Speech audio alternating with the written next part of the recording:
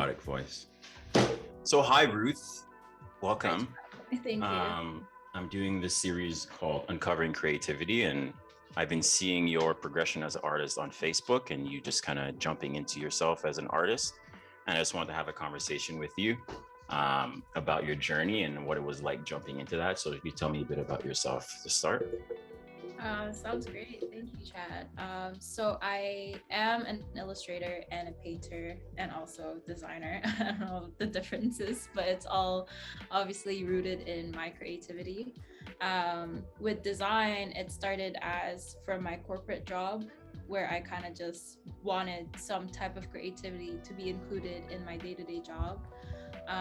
So that started with like presentation designs, doing like random illustrations to add into like documents. And then, my managers just started seeing and noticing, oh my gosh, these look so great. Like, you should officially start adding these designs to our documents. And I'm like, yeah, please, because, it looks professional. So that was me as like navigating through as like being in a corporate world. And then I realized, it wasn't enough. And then I had gotten laid off from that corporate job. And then that's when I realized, maybe this is the time where I should slow down and take some time for myself and actually just dive deep into like my art and my passion, which is what I did. I bought myself an iPad. I started illustrating, I started painting, and then I started getting commissions to do portraits for people for birthdays. And then I think my biggest job, like to start with, was the children's book illustrations that I had the opportunity to create. Oh, wow. So I worked on that for like a full year, and it's still in the works for publishing. So that will be that. How does that feel? How does that feel to go from a corporate environment to trusting yourself enough to jump into your creativity and then get offered an opportunity to work on a children's book? It was so crazy. It was like jumping off a cliff, not knowing if you would be like saved or not, because with a corporate job, you had that sense of security, like your financials, and especially like living in Toronto, just everything is just so, the cost of living is so high that if you don't have a stable job, you just feel like you're left behind. And then so from having a stable job to having to hustle for every opportunity you get just to put food on your table was extremely hard, let alone the negative thoughts that you have on yourself, that like, oh my gosh, am I gonna be successful in what I'm doing? There's no created path for you. You have to create the path yourself, right?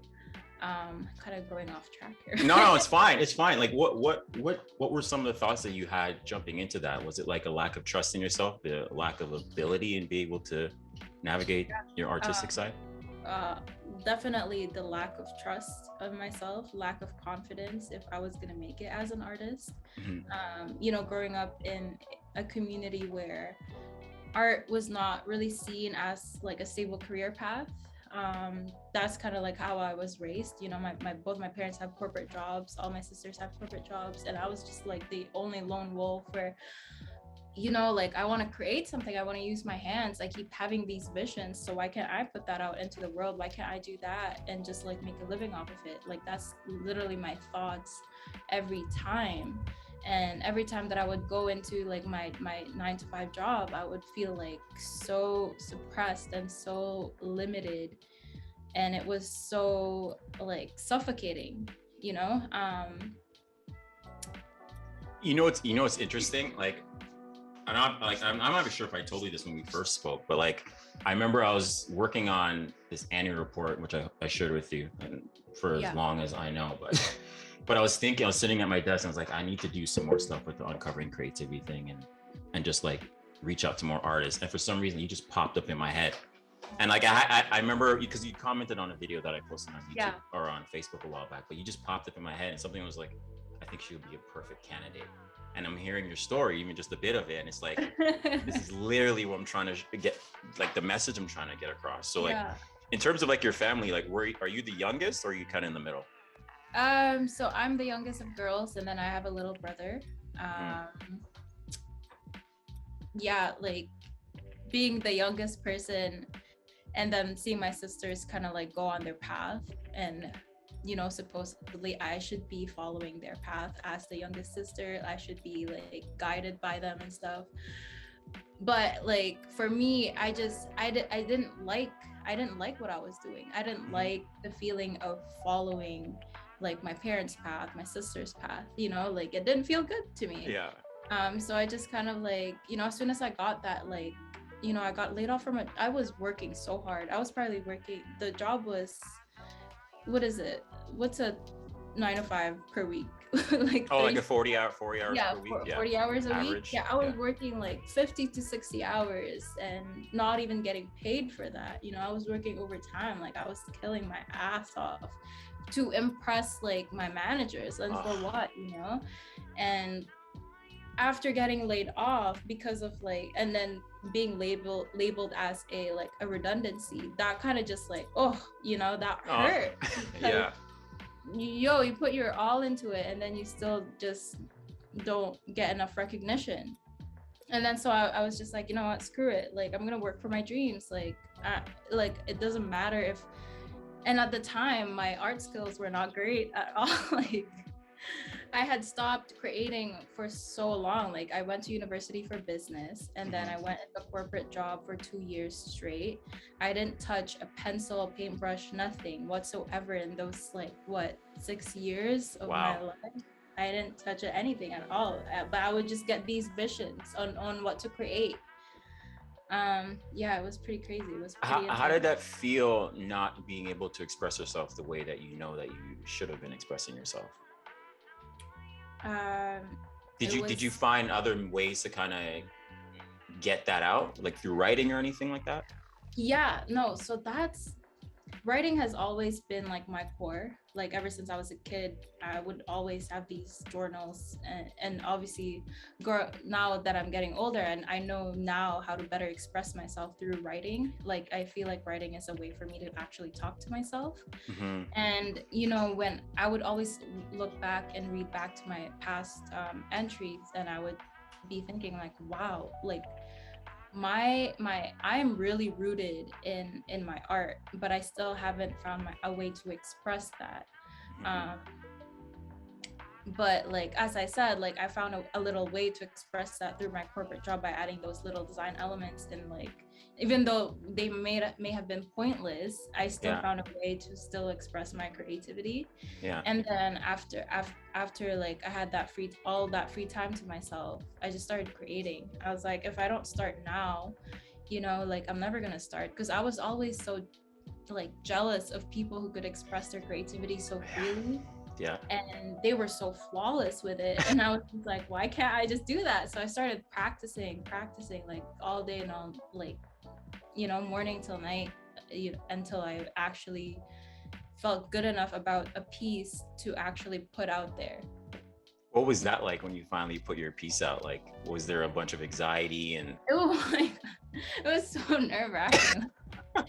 You probably know the feeling. 100%. I can feel it. I'm putting myself back there as you're speaking. Oh, it's like going out naked. Yeah, 100%. That's 100%. Yeah. So I created like an art account, which is Rvictorias Studio. And then I posted something that I've worked so hard on, and then I posted it at like midnight so that no one could see. I've been there. Like, you know what? If I post it at midnight, everyone's asleep, whatever. I'll let the world take over. Yeah. And the next day I wake up, I got a bunch of notifications that were just like, wow, you did this. Like, I got all of these like recognition, even though it wasn't a lot of likes or comments or whatever. Like, obviously, like it felt good. It felt good to finally show people that like, hey, this is what I like to do. And, I'm kind of shy about it, but here it is. Overall, would you say you're a shy person or a reserved person? Yeah, I would say that I am, yes. I mean, you're doing this. How do you feel about talking about your art and like sharing that side of yourself, kind of your journey to get here? So I've definitely gotten better over the years, but if you were talking to me probably 2 years ago, I probably would have said no to this. 100%. I don't We blame would you. not be having this conversation at all.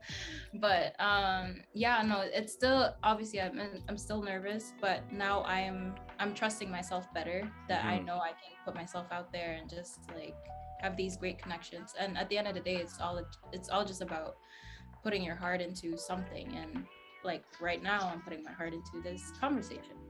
Mm.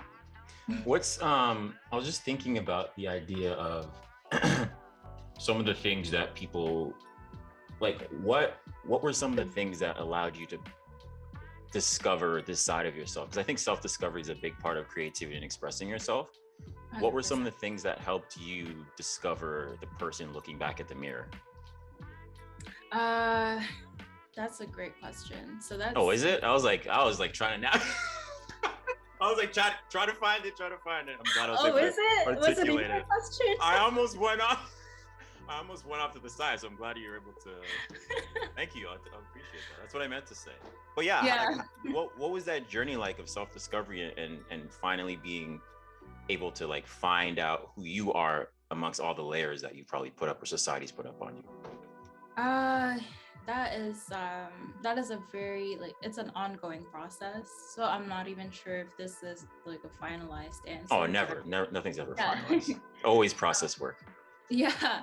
So like at first, I was just putting art out there just to express my skills, and then it kind of like transformed into, hey, I want to help you out too, because I have been in the position where you're a creative, but you don't want to let people know that you're a creative. Yeah. And I kind of wanted to help people out with just expressing their creativity. And that started with, just working with kids. I remember my little cousin came over and she saw my old paintings and she was so amazed. And then this was at the time when I stopped painting. And then we went on a trip together and she saw this great, we had this great landscape and she's like, yo, you could still paint this, like go paint it. And I was so insecure and I was like, I haven't held a paintbrush in so long. I don't even know if I could paint it. I was so scared to hold a paintbrush. And then I was just that thought that like limiting yourself, it's just like, why do I have these thoughts? Why can't I give myself a try? Why can't I just trust myself? So like, to answer your question, I've been able to trust myself that I can achieve things, that I can do what sometimes as creatives there's a big gap with our visions and our capabilities to actually execute these visions. But then realizing that you just got to trust yourself and that your first draft isn't always going to be what you expect it to be. Obviously it's a process, right? Yeah. And so that's kind of like what I've evolved into. I just want to create in hopes of inspiring others to create as well. Would you say in that process, a part of you almost turned back into your former self, like a child in that process? Or were you more of like, because I think the thing that a lot of people, like when you said your cousin, right? Yeah. I find that kids, and my cousin especially, or my nieces and my nephews, they have an ability to just do something without thinking about it. Yes. Like, and just jump into it. And I'm like, bro, like without fear. And I think for me, one thing that has helped me is this saying called Shoshin, which means beginner's mind. And it's approaching everything from like a childlike perspective, as if it's your first time trying it, or first time experiencing it. And I think one of the things that helped me was picking up a pencil and pretending to be a kid again. Because for me, it was always about being in Photoshop and you have an iPad, you draw on an iPad, right? Yeah. You can easily erase it, but when you're working on like a sketchbook or you're making a painting, you make one wrong mistake and there goes 8 hours of your work. Yeah. So how is navigating the technology side of things and traditional painting? How do you find a balance between the two? That's a very tough question. Again, wow, I'm like knocking out the park. It's tough. It's not great. Okay? Yeah. Because right now I started with traditional. That was my core, and then I did digital illustrations just because I was curious. And then for 2 years straight, that's what I was just doing, like just digital illustrations. And then I started to crave the actual mediums of painting, the canvas, you know, like right now I do everything from scratch. Like I would sketch everything first, pen and paper.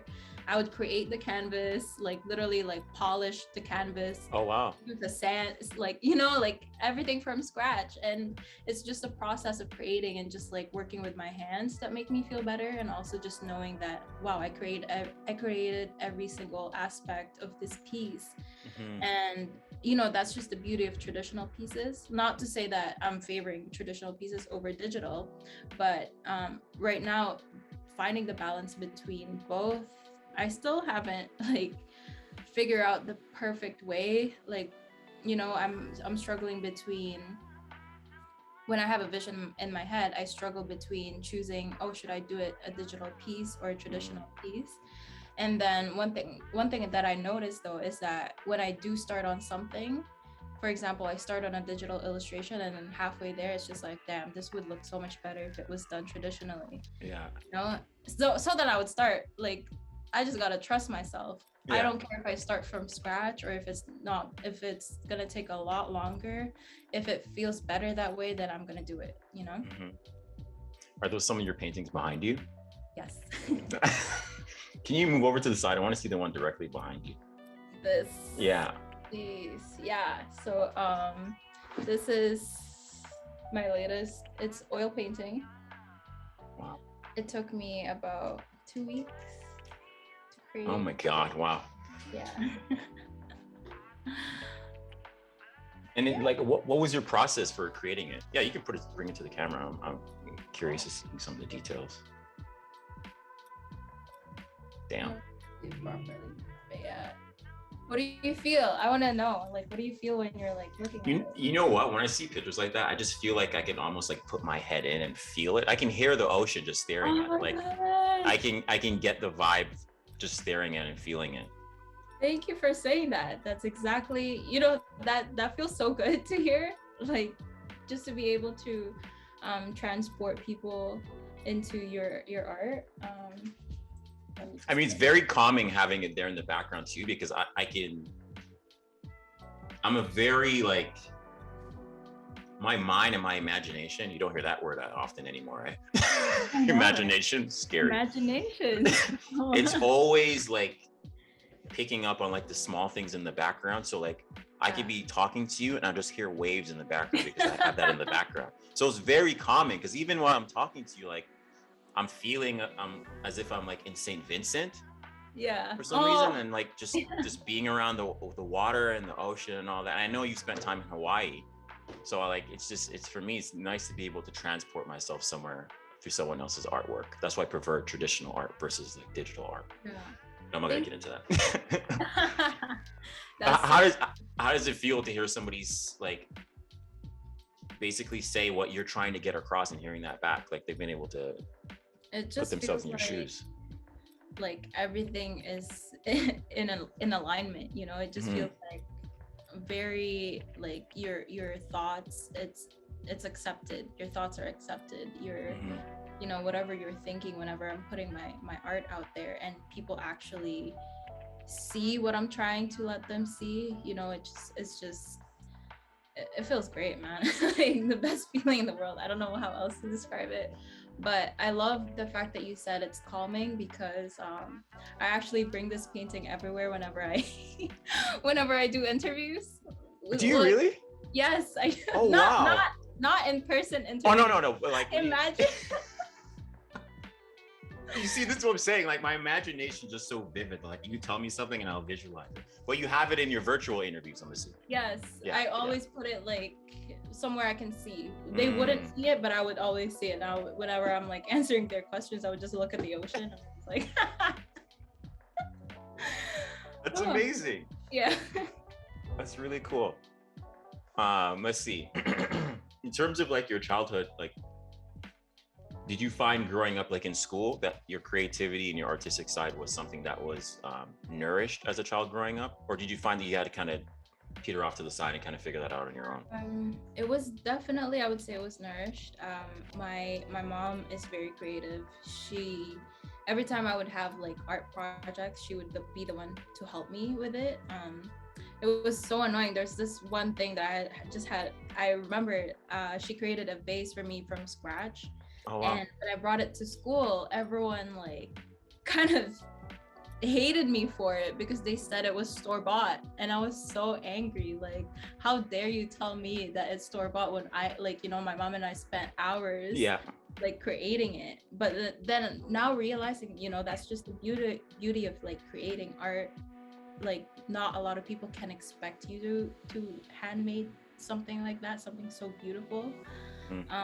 You know, that's always just what I started doing as a kid, just creating with my hands. And I feel like my mom was the one who sparked that creativity in me. Even though she followed like a more traditional corporate job, she's still a very creative person. And I remember like when she would go to work and I had no babysitters whatsoever, she would bring me to her office and she would just sit me down on a desk and give me a pen and paper, and that was it for like 7 hours. I would just sit on that desk and just draw, and just like I wouldn't complain whatsoever, just as long as I had a pen and paper. Mm-hmm. And yeah. Would you say you're an introvert? I guess I think I am, but you know, my full self definitely comes out when it comes to like certain people, certain energies. I feed off of people's energies. Same. Yeah, like, you know, right now, if I didn't get along with you, I don't think I would be even sharing much. It's so hard for me to fake that. Yeah, exactly. And I think you touched on it earlier in terms of trusting yourself, and I think the ability to trust yourself is trusting the fact that you trust that feeling, that intuition. Do you find that you're guided more by your intuition when it comes to like how you live your life? Oh, for sure. More so like, yeah, now I definitely do everything with intention, not just like out of anxiety or out of fear or out of anything else other than what my gut is telling me to do. That definitely, like, over the years I've learned to trust myself more, because realizing that when I didn't trust myself, I was always in situations where I regretted that outcome, where I, you know, resented myself for it. So yeah, been living life with intentions. 100%. Yeah. Let's see. Sorry, I had something I wanted to ask you, but just slipped my mind. Gives me a chance to drink water. Take your time. Like, I'm like a very spiritual person. I've accepted that, and I think creativity and art and where I am in my life now, I have to thank my creative ability for getting there. How do you feel about like when you get a creative spark, or I don't know if you've ever thought about this, where do you feel like you get your creativity, like your inspiration from, that the creative spark, where do you feel that comes from? It might be a deep question. I think about this stuff all the time. I think about this all the time. Deep.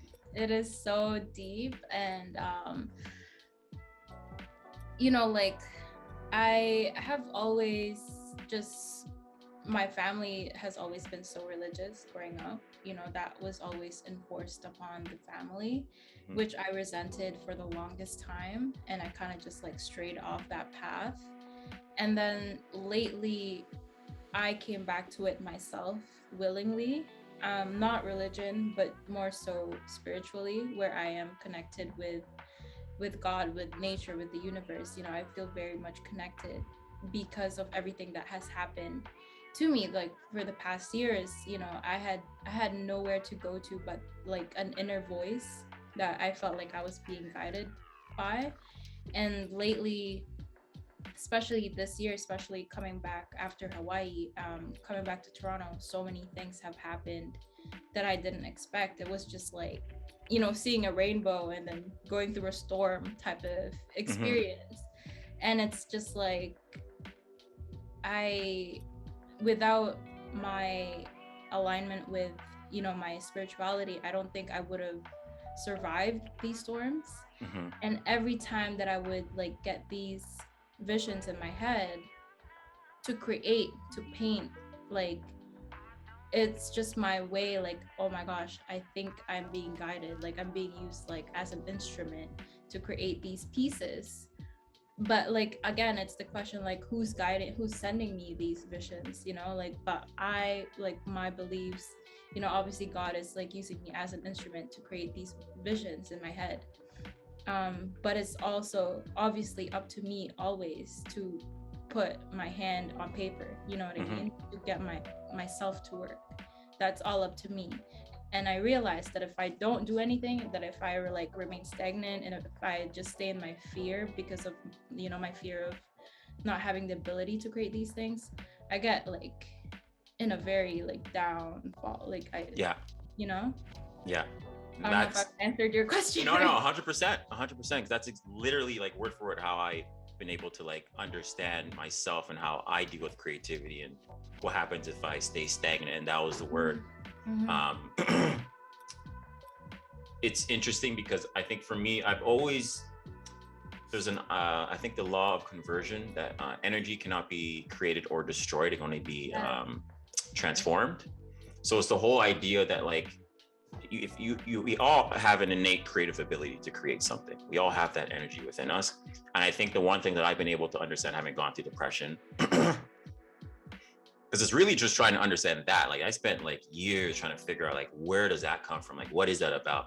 And I think it's the fact that when we don't utilize that creative energy, your mind's going to find a problem eventually. And I think the problem it tries to find is, where are you here? What are you doing?